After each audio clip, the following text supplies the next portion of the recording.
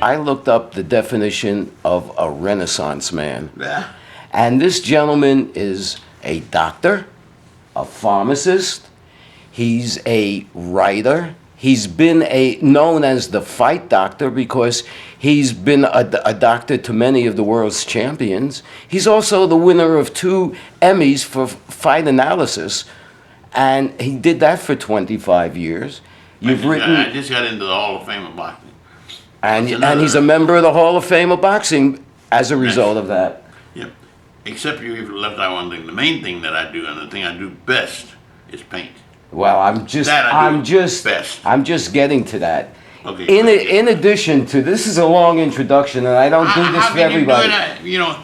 When people come and say, listen, you're going to introduce me, and you're going to introduce me fully, it's an embarrassment. It's a long, long way to go, because I had a very long life. I know, and you've got absolutely nothing to be embarrassed about. You've written 7 books? 20. 20 books, okay, 20 books. And what do you do with your spare time? I know you have a family. No. That's a very good question that I would ask if I was interviewing me. You did what? What did you do today? Well, I started painting a picture. Then after my nap, I came back and I painted the other half of a short story that I dreamt about last night. And then I wait and I sat down and I'm talking to you.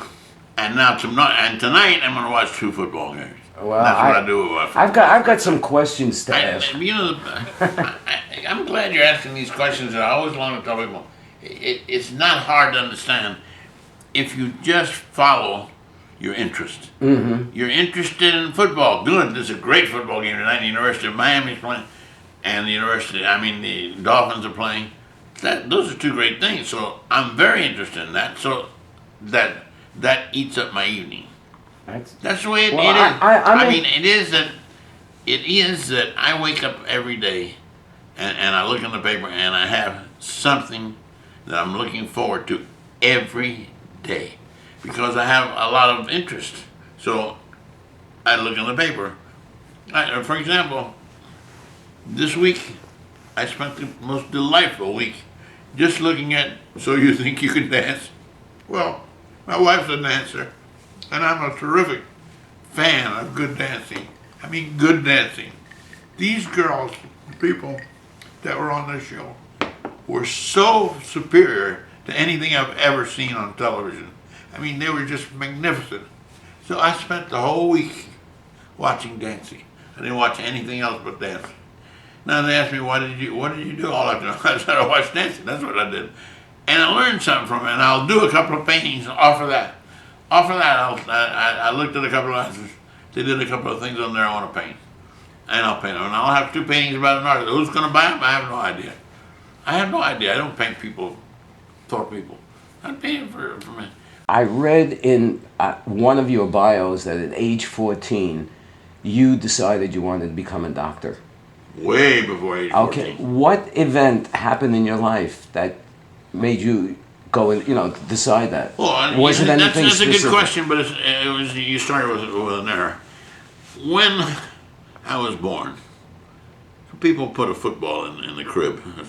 My father put a stethoscope in my crib. I swear to God, put a stethoscope in my crib. This kid's going to be a doctor. And as you have to understand, I was very observant when I was little, and I observed this. The guy that came into my house that got absolute total worship was the doctor. Uh-huh. If you get called for a house call and the doctor and you open the door to the doctor, everybody in the house would turn on and be bowing and scraping and giving him a tray with soap and things. I mean, they treated him like a god. And all he did was write a little prescription, gave me a shot or something. Oh my God, fix coffee, do this, do that. And my father's a druggist. My father had gotten a license for most of those guys, so. And the doctor came, Dr. Trey, and said, what do you want to be? I said, I'm going to be a doctor like you. He says, that's very good. He says, that's very good. He says, anything I can do to help you, I'll help you. But remember, it's very hard, and it's very long, but it's worth it. Don't ever let anybody talk you out of it. I said, don't worry, I'm going to be. Now that I wrote my autobiography, I just finished writing the long and many varied and disastrous ways that things can happen on the way to get a title. Because you'd think, well, 4 years of medical pre-med, then you apply, and then you go to medical. That isn't that way it is. I got 4 years of pre-med. When I was through with pre-med, I found out that the war was over. Every university medical school that was in states that had medical school, that's where you got in. But there was nothing for Florida. Mm-hmm. So I did 4 years and I had nowhere to go. And I want to be a doctor worse than anything.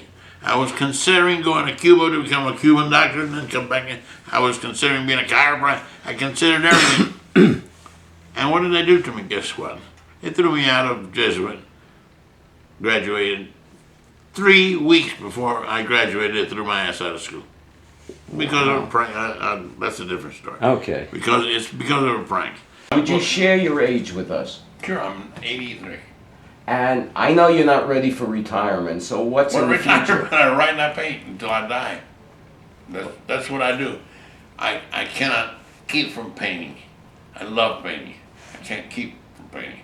And I write a short story, at least one a week. I've had over 200 short stories now in the Spanish trilingual newspaper. Like I said. Well, you're a great example of once a very spiritual man told me that all you have to do in life is get up in the morning, show up, and follow your gut, because life happens the way it's supposed to, and there's nothing you can do to change it. That's the truth. And that's the way, I mean, I just felt, most of my life I felt, what will be, will be. I mean, how things happen, they happen. And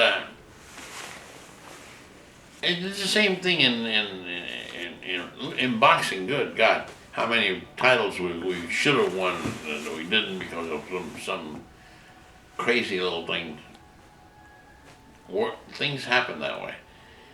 And in medicine, God, oh, I tell you, that's where. And the end of the story was I went home. My father was shaving, as he always did, at the sink, and I was sitting on the bathtub, like I did since I was little. So and he just looked at me and says, "What are you going to do now?" I said, "I applied to and I was accepted in the University of Florida pharmacy." He said, "Good, he's a pharmacist." He said, "That's very good. So you'll have a pharmacy. Well, at least you got a pharmacy you can take care of, because I'm about ready to give you this pharmacy." I said, "I don't want the pharmacy and I don't want to work as a pharmacist. I'm using that in order to take a stepping stone to get in medical school. That's what I feel I have to do in order to get in medical school.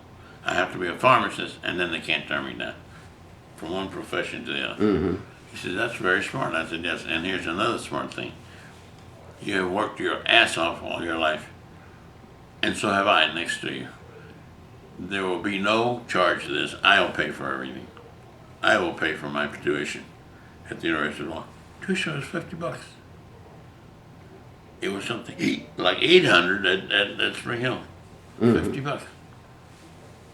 So he said, "You got that kind of." I said, "I'll make that kind of money. Don't worry. I mean, I have learned one thing is how to make money, how to pay for books, how to do all. Being in school is like a money-making proposition. Never mind. Don't worry about me ever again." And I never asked him for another dime, and I graduated. 3 more years. Listen to this. How long it took. 4 years of pre-med. That was okay. Then they throw me out. 3 more years of pharmacy. Mm-hmm. 3 years. I didn't even need 1 year to get through. I had so many years. No, 3 years. So, okay, other people might have reneged or felt bad. I didn't. See, this is that. What do you do if you're faced with killing time? I thought, wait a minute, you mean I can take any courses I want? I mean, I've got enough school hours to graduate in 1 year. But you want me to stay here 3 years, and that other 2 years I do what? Take anything you want. Including history, yeah. Including English, yeah. Including theatrics, yeah. Oh, I said, well, I'm in the circus then. I mean, I am going to go to school here and do nothing. What am I going to do? Read Shakespeare? Yes. So I became a Shakespearean scholar. Because of history, I got into the history of Mexico, and I went down into Mexico and learned about the revolution, which they threw my family out of. So therefore, when you look at my life as I'm writing it now, all of these things that I did, I actually did because other things fell through and I just kind of fell in. And then, therefore, I'm a Renaissance man. No, I did what I had to do.